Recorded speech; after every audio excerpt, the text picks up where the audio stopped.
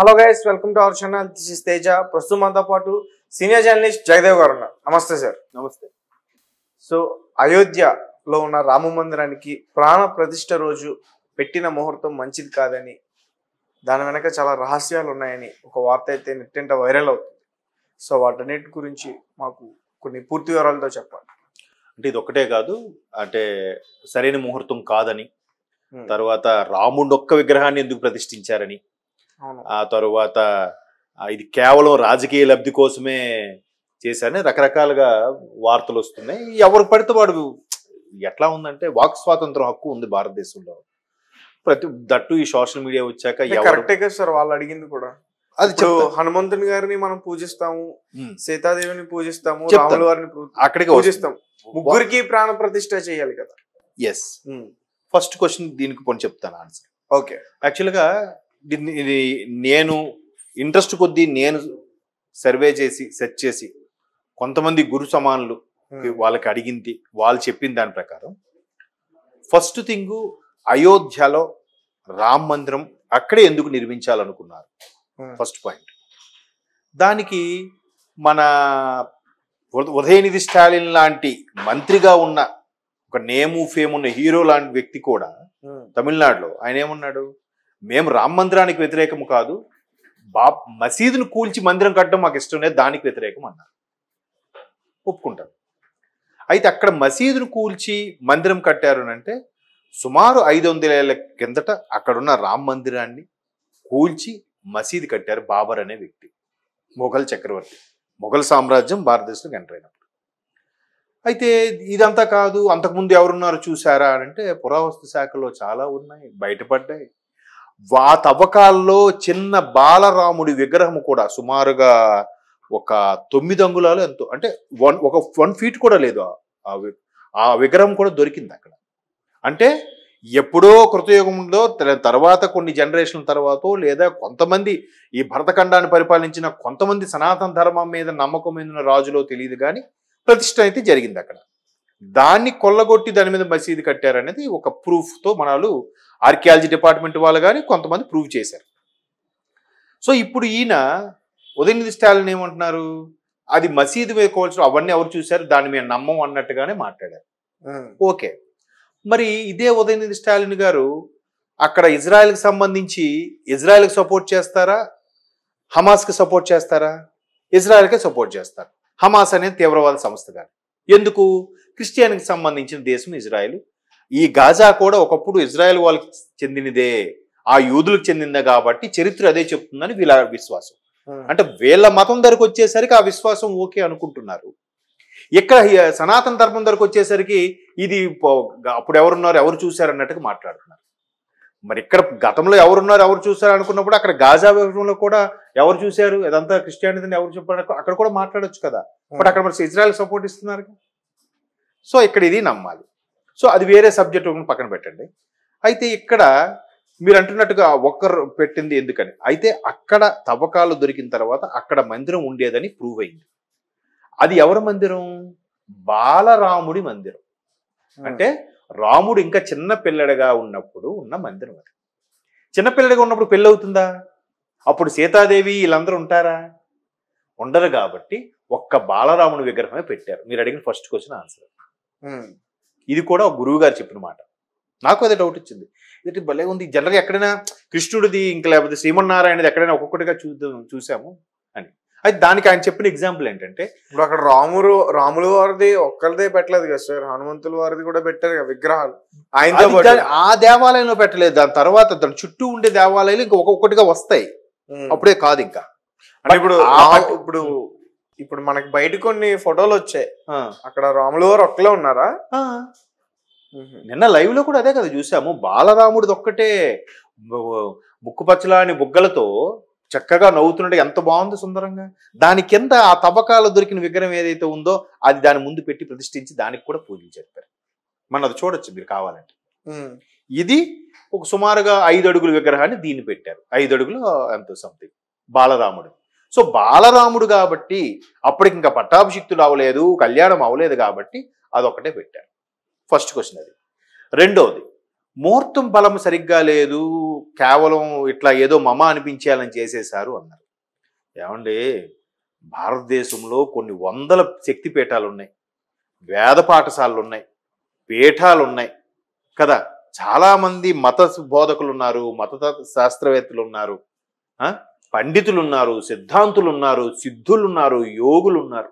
వాళ్ళందరికన్నా మనం తెలివైన అండి, వాళ్ళకి తెలీదా? భారతదేశంలో కూడా జ్యోతిష్యం ప్రకారం నాకు ఒక మిత్రుడు ఉన్నారు, జ్యోతిష్య మిత్రుడు, ఇంతకు మీకు చెప్పాను చూస్తారు. ఆయన చెప్పిన లెక్కల ప్రకారము చంద్రమానం బేస్ చేసేది ఒక రకమైన జ్యోతిష్యము, సూర్యమానం బేస్ చేసేది ఒక రకమైన జ్యోతిష్యం కదా. ఉత్తర భారతదేశంలో చంద్రమానం సూర్యమానం రెండు పాటించే వాళ్ళు ఉన్నారు, దక్షిణ భారతదేశంలో కూడా ఈ రెండు రకాలు పాటించే వాళ్ళు ఉన్నారు.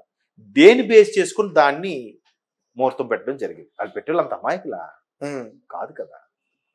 నెక్స్ట్ శారదాపీఠం వాళ్ళు, శృంగేరి శారదాపీఠ శంకరాచార్యులు వారు లాంటి మహోన్నతమైన వ్యక్తి అపర శంకరుడు స్థాపించిన శారదాపీఠం నుంచి కూడా ఎవరు రాలేదు, దీన్ని అంతా వ్యతిరేకించారు కాబట్టి రాలేదు. గుజరాత్లో ఒక పండితుడు ఇది ముహూర్త బలం సరిగ్గా కాదని కోర్టులో పిటిషన్ కూడా వేశాడు అని రకరకాలుగా విమర్శిస్తున్నారు. ఇది సగం సగం చదివిన వాళ్ళు, ఇది పూర్తిగా చదవరు. హెడ్లైన్స్ తంబనైల్ చూసి ఫాలో అయ్యేవాళ్ళు, ఈ విమర్శించేవాళ్ళు. ఇదే శారదాపీఠం వాళ్ళు సోషల్ మీడియాలో పోస్ట్ కూడా పెట్టారు. మేము బాలరాముని వెళ్ళడానికి మాకు అవకాశం లేక మా పీఠాధిపతి వెళ్ళలేకపోతున్నారు, మేము అది కనులారు ఎక్కడి నుంచి వీక్షిస్తున్నాం అన్నట్టుగా వాళ్ళు పెట్టారు. మరి వాళ్ళు ఖండిస్తే వాళ్ళు పెడతారా? పెట్టరు. నెక్స్ట్ అంటే అక్కడ ముహూర్తం, ఇక్కడ మొన్న ఒక తెలుగు ఆయన కూడా అది అన్నారు, ఇది సంక్రాంతి సంక్రమణం అంటే సూర్యుడు ప్రతి రాశిలోకి ఒకసారి వస్తాడు కాబట్టి ఇప్పుడు మకర రాశిలోకి వచ్చాడు కాబట్టి మకర సంక్రాంతి, ఇది మన సంక్రాంతి. ఇది మన తెలుగు వారి నెలల ప్రకారము పుష్యమాసంలో వస్తుంది. పుష్యమాసం అనేది కేవలం పెద్దలకి తర్పణాలు ఇచ్చేది, పెద్దలకి దీపం, పెద్దలకి బట్టలు ఇవ్వడం కానీ, పెద్దలకు చూపించడం కానీ ఇవన్నీ జరుగుతాయి. కాబట్టి ఇది మనకి ముహూర్తాలకు మంచిది కాదని మన సైడ్ పెళ్లిళ్ళు ముహూర్తాలు జరగవు తెలుగు వాళ్ళు వరకు కదా. అక్కడ వేరు కదండి. ఇక్కడ మీరు అక్కడ ఎందుకు ఆపాదిస్తారు? అక్కడ ఎంత సిద్ధాంతులు చూపి పెట్టారు. మాక్సిమం సాధువులకి పీఠాధిపతి పిలిచారుగా, వాళ్ళందరూ కూడా జై శ్రీరామ్ జై శ్రీరామ్ అని ఒక్కొక్కరు ఎమోషనల్ కళ్ళలు నీరు కూడా పెట్టుకున్నారు. మీరు లైవ్ చూస్తే అవును, వాళ్ళు ఎంతమంది సిద్ధులు యోగులు, వాళ్ళు తప్పు పెడతారా? వాళ్ళకి తెలీదా ఏది చేస్తే దేశానికి అరిష్టమో? ఒకవేళ నిజంగా అరిష్టమే అయితే ఎంతమంది తీవ్రవాద సంస్థలు హెచ్చరించారండి, నాశనం చేస్తాం, బాంబులు వేస్తాం ఇదని. ఒక్కటేనేమైనా ఒక పెట్టకైనా కదపగలిగారా? ప్రశాంతంగా అయిపోయిందిగా. అంటే ఇది దైవ సంకల్పం ఉన్నట్టేగా, ఆ హనుమంతుడి సంకల్పం ఉన్నట్టేగా. హనుమంతుడు లేకుండా రామకార్యం జరుగుతుందా? ఇది ఇంకో క్వశ్చన్ ఏంటంటే, కేవలం మూడో నాలుగో చెప్పుకున్నప్పుడు నాలుగోది అనుకోవచ్చు, కేవలం రాజకీయ లబ్ధి కోసమే చేస్తున్నారు అని అన్నారు. రాజకీయ లబ్ధి కోసం అప్పుడు అవనివ్వండి, ఇప్పుడు మీరు చేయండి రాజకీయ లబ్ధి, మీరే అదే రాజకీయ లబ్ధి పొందండి. ఇక్కడ ఉన్న కొంతమంది ప్రముఖులు ఎక్కడ అయోధ్య రామ మందిరం ఓపెనింగ్కి వెళ్తే మైనారిటీ ఓట్లు పోతాయని భయము కూడా వెళ్ళని ఉన్నారు మన దగ్గర, అవునా కదా. ఒక ప్రతిపక్ష నేతగా ఉన్న చంద్రబాబు నాయుడు గారికి ఒక్క సీటు కూడా లేని పవన్ కళ్యాణ్ గారికే పిలిచిన బీజేపీ ప్రభుత్వం కానీ, లేదా రామక్షేత్ర తీర్థ ట్రస్ట్ వాళ్ళు కానీ, వాళ్ళకి పిలిచిన ముఖ్యమంత్రికి పిలవరండి? పిలిచే ఉంటారుగా, మరి వాళ్ళు ఎందుకు వెళ్ళలేదు?